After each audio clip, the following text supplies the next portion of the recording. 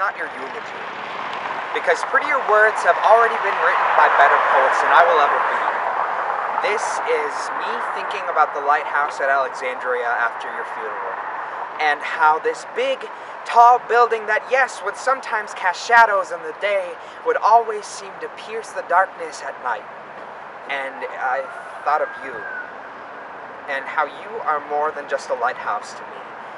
You know, because lighthouses, they can't teach you lessons. Like, in order to make your point when texting someone, you need to text in short sentences with the period at the end, all lowercase, in order to make your point.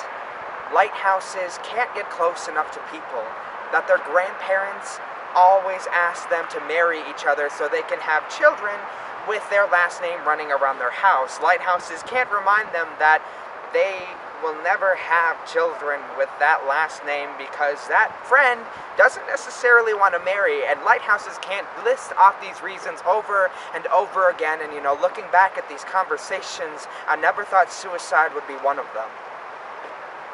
And I know you aren't a lighthouse because you cannot get mad at some building the way I have been mad at you, like the time you told me you didn't want to be friends anymore, or the time that you broke state and terp rules and wrote your own teaser. And look, I wasn't livid because you broke the rules. I was jealous because you could make something so tragic seem so beautiful. And, you know, looking back at you and your casket at your funeral, I still am.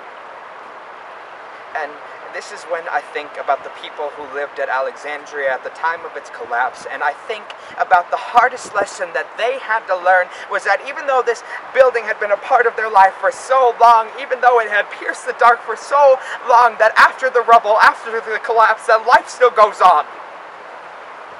And it goes on, and they're left with memories of the last time they saw its warm glow, and I'm left with memories of the last time I saw your warm glow at your funeral, and I could see the point you were trying to make with the short sentences, I love you, I miss you, I'm sorry, leading up to the end that was your casket, the ending period, are you happy? Because suicide is not just your release. For me, it is a prison. It's crying in my car alone at night. It's telling your grandparents, well, they'll never have children with my last name running around their house alone.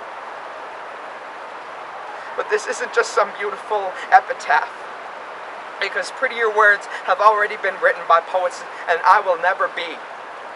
This is goodbye. Because better poets didn't know you like I did. And life goes on.